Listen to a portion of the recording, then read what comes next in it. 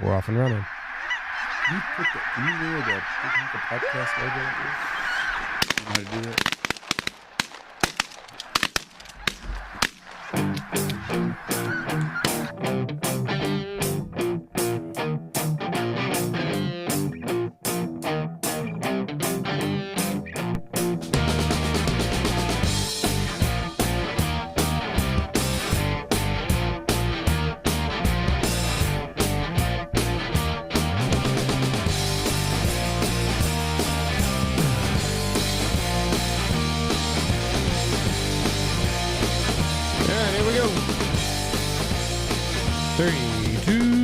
Boom! And welcome to the Big Honker Podcast. Did you know episode? Go ahead and hit your little button.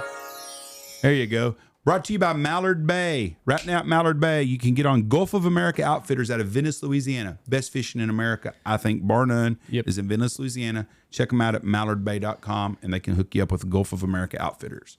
Hop on it. All right. Did you know? This is quickly becoming one of my favorites. I enjoy the pick'ems and everything. I've really enjoyed this. Yeah, it's a fun deal. It's a good idea. Well, it was a good idea by you. Thank you very much. And thank you for Mallard Bay for picking it up. Yes.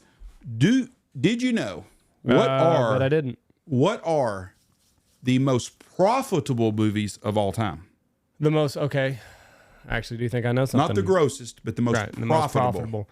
I would have to say the Blair Witch Project is probably up there because they made that for a shoestring budget and it blew up around them. It's gonna be. Give me a minute because I think I've seen this. It's not gonna come to me. Okay, but I will say the Blair Witch Project is up there. No. Number 5, because I'm not gonna go all the way down the list. We're gonna start at number 5. Okay. Number 5. The most profitable movie of all time, Texas Chainsaw Massacre. Oh, it's a cult classic. Yeah, that's $140,000 made $14 million. Okay, so they made 1,000 times their money. That's a good investment. Fireproof. Never even heard of Fireproof. That's that Christian one, isn't it? With Cameron. With Kirk, yes, it is with Kirk Cameron. $500,000 made $57 million. So is that another 1,000 times? Whatever half that million would be 157. No, it would be about 60 times their money. Oh. No, it'd be more than that. 50 million, 100 times. Yeah, 120 times. Number 3, a movie called Paranormal Activity. Yeah, that was another one that they didn't think was going to do very good. $450,000 to make it, bring in $90 million. 200 times their money. Jeez. That was a scary fucking movie. I ain't watching that stuff. Like really, really scary. Towards the end, so like it's all captured by. You've never seen it? No, you need to watch it. I'm not watching that shit. It's all captured. It's kind of like the Blair Witch Project, where you kind of think it might be real, but it's like it's all captured by like weird shit was happening. So the husband put up cameras all over the house, and then like he had like a little GoPro before GoPros were cool, and like documented her whole path to exorcism. So anyway, she ends up killing him. Spoiler alert if you hadn't seen it in the last 20 years. And then like the bitch walks to the camera and is looking into the camera the entire time, and then just fucking ruff. And that's how it ends. I ain't watching that crap. It is the creepiest end because she's kind of looking a little demonic and it's creepy. Good movie though. The number 2 is Facing the Giants, another Christian movie. Same guy. Football. It's a Christian drama, it's been turning mostly budget films in the box office over the past. It didn't really say what it's about, but it's Little League football basically. $100,000 made $38 million. And the number one movie of all time, profitable wise. Yeah. You would not. There's just no way to think that this would happen. They spent $25,000 to make it. It made $22 million is what it brung in. Deep Throat. Never even heard of it. It's a porn. Oh, I didn't know porno was on there. Well, you would have never known a porn movie. I wouldn't have either. Deep Throat. $25,000, $22 million. Linda Lovelace was the actress in it. I knew her name and stuff. Because someone's got a shirt in one of the movies that says, I choked Linda Lovelace. She's Deep Throat. But $25,000 bring in $20 million. Wow. The number 1 profitable movie of all times. So Here's what I've got out of this. You either need to do something Christian or porn. Christian, porn, or evil. Yeah. Because those are the movies that made money. Because if you go on down the list a little bit, it's going to be a lot of movies like, let's see if I'll scroll down just a minute. We'll go through a few more. We got a few times. Okay. Fireproof was 4. Texas Chainsaw was 5. The Gallows was 6. Never heard of it. Never heard of it. 100,000 made $7 million. Eraserhead. Never heard of it. 100,000 for $4.5 million. The Inconvenient Truth. Al Gore's bullshit stuff. Right. Spent $1 million, bringing $46 million. The Big Parade. Don't even know what that is. Nope. The Devil Inside. Another fucking creepy fucking movie. Nope. Charlie Brown Christmas. Really? 150,000 to make it. It's bringing over $5 million. You would figure all of those anime movies would be extremely profitable. Yep. But I guess, you're still having to hire actors. How does that, I wonder how that works, like, as a contract deal. Like, if you're going to hire The Rock to star in, like, an action movie versus, like, him just doing the voice for Moana. Like, is he getting the same paycheck? Like, even though he's just standing in a soundproof booth? But they pay him a lot. And I don't understand that. It's just a voice. Nobody went to watch Shrek because Eddie Murphy was the donkey. Was he the donkey? Yeah. Okay, nobody went to go see Eddie Murphy as the donkey. They didn't care who it is. You just get another guy to do it. Yeah, but an Eddie Murphy delivery is good. Who was Shrek? Michael Myers. See, I mean, nobody just for that. Peter Pan made 1953. Disney spent $4 million to make it. It brought in That was a lot of money back then. Yeah, it brought $139 million. This was profit. This was pure profit. It made $140 million profit. Right. Cat People. No one ever heard of it. Waiting. God's Not Dead. Mm-hmm. That might have been the movie we were talking about on the podcast show. Grease. High School Musical. I'm going to go 3 more to go to the top 20, and then I'm done. Star Wars, A New Hope. And Paranormal Activity 2 is number 19. I bet the budget increased. $3 million is all they did. And Insidious is 20. Right. So anyways, there you go. Those are the most profitable movies of all time. Did you know? Did you know? Okay, so my did you know play. Did you know that the Civil War was not fought over slavery? It fought over states' rights. What is that? What do you mean? The states have rights. Each state has a right. Like if you want to go to have an abortion in California, but Alabama makes it illegal, right? Move your ass to California and get an abortion. So, November 1860. Now, let's just don't pretend. If it wasn't for slavery, we would never have this war. So go ahead. 1860. A man named Abraham Lincoln gets elected. Mm-hmm. From Kentucky. The South starts saying, oh, fuck, we're out of here.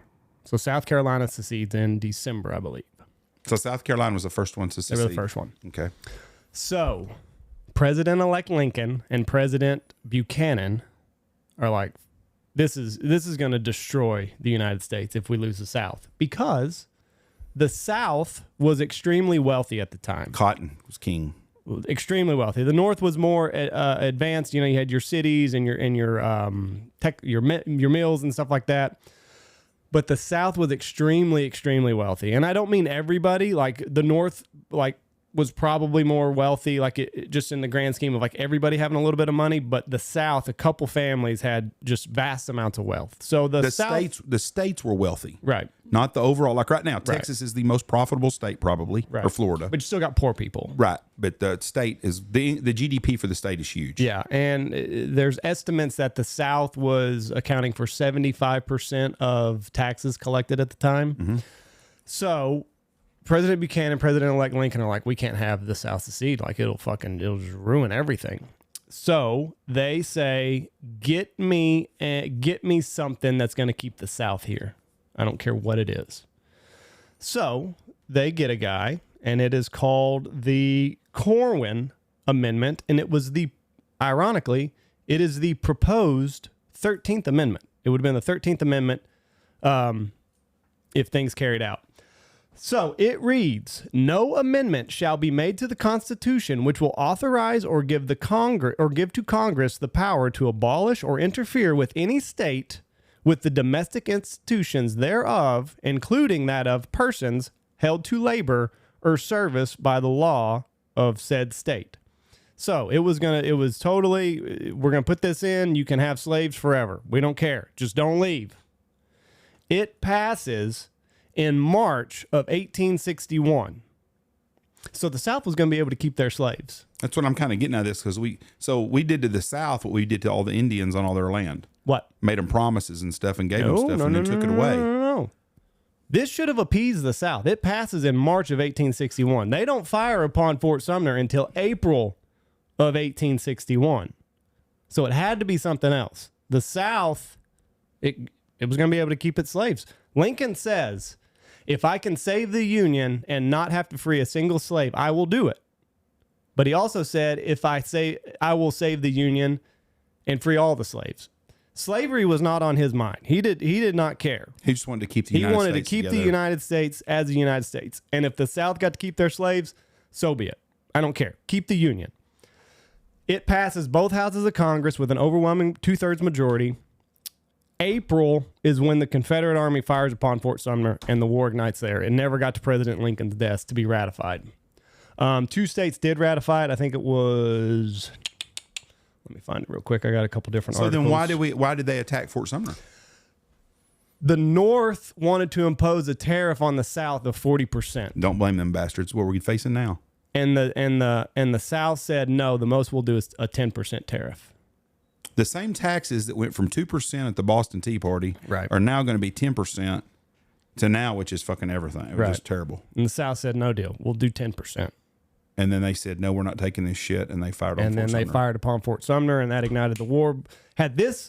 Ironically, had this 13th Amendment made it to Lincoln's desk, got signed into law, ratified, all that other good stuff,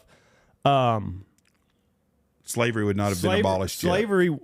Slavery would have been in the Constitution as legal. I don't know how you go about changing that. It takes a lot to do it, but anyways, they were going to put slavery in the Constitution, and it was going to be permanent. The Constitution cannot stop you as a state from whatever rules you want to play by, basically. So it would have been up to each state, to do away with slavery. Yes. That's that is a very interesting. If they wanted to, they could have. Now, here's the other thing. Did you know? Ulysses S. Grant, the commander for the Union that fought against so-called slavery that, we've all been taught in junior high history that, this was all about slavery and all that other good stuff. Did you know he did not free his slaves until well after the war?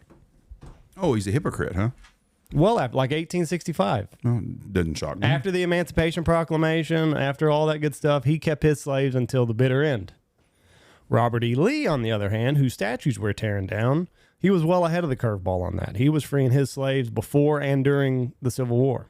Do you know that the what's the cemetery called that I went to in D.C.? The National Cemetery, maybe? I'm not sure. The one that has the unknown soldier at it in the tomb? Mm-hmm. That land was given to them by Robert E. Lee. Really? Uh-huh. Ohio and Maryland were the 2 states that ratified this proposed 13th Amendment after it passes both houses of Congress. That's I thought I had another little tidbit about that, but I can't remember right now. But yeah, anyway. So then you go on, and then the 13th Amendment that's in the Constitution now abolishes slavery. But had they not fired upon Fort Sumner and the war never happens, this would have been your 13th Amendment. Slavery theoretically today we wouldn't have slavery today by any means. But theoretically, it would change the whole course of history. It would have lasted much longer. Slavery would have lasted much longer. Yep. So the war was not over slavery. It was about states' rights and taxes, and slavery was just a byproduct. Lincoln said, I just want to save the Union. I don't care if all the slaves are freed. I don't care if none of the slaves are freed. I just want this to stay intact. I want to save the Union. Also, another interesting piece of information. The Emancipation Proclamation cost radical Republicans, which was Lincoln's party, cost them Congress seats in the North after the Emancipation Proclamation. Interesting. It cost them elections after that. So the North can poo-poo all you want in our faces, being country bumpkins. You didn't elect the radical Republicans because of the Emancipation Proclamation after that. So that is my did you know for this. So basically what you're saying is the rules for thee are different than me, and it's been going on that way forever. Right. Yep. Right. Interesting deal. Go up to Mallard Bay. Nothing has changed. Check out Guide Tech. If you're an outfitter, check out Mallard Bay. I have lost my Facebook. I don't know what happened. I've been hacked. I can't get into my main Facebook. So I'm on my old Facebook, which is Jeff Stanfield. Or if you follow me on weather, which a lot of people do, I will be chasing storms. When's this coming out today? Tomorrow. Well, I'm going to be chasing the next couple of days because we got a chance of storms. Anyways, follow me on my IG, which is at jstanfield68. I will be doing live storm chasing on IG now. I can't do it on Facebook, but you can follow me on both of my Facebooks. I can still write on my other one from my old one, but I can't check messages or anything. And also, if you message me on Messenger, do not use my old Messenger because it does not work. I cannot get into it. So I'm assuming some guy in Shanghai, China is reading all your messages. Thanks. Peace. God bless you. Have a great day. Love you, bye. Watch for deer. Go check out Mallard Bay. Listen, fall's coming up. Summer is basically here. You're going to be looking for fishing charters this summer. You're going to be looking for hunts this coming fall. Check out Mallard Bay. They have a whole host of different outfitters that you can take advantage of. So it's your one-stop shop, Mallard Bay.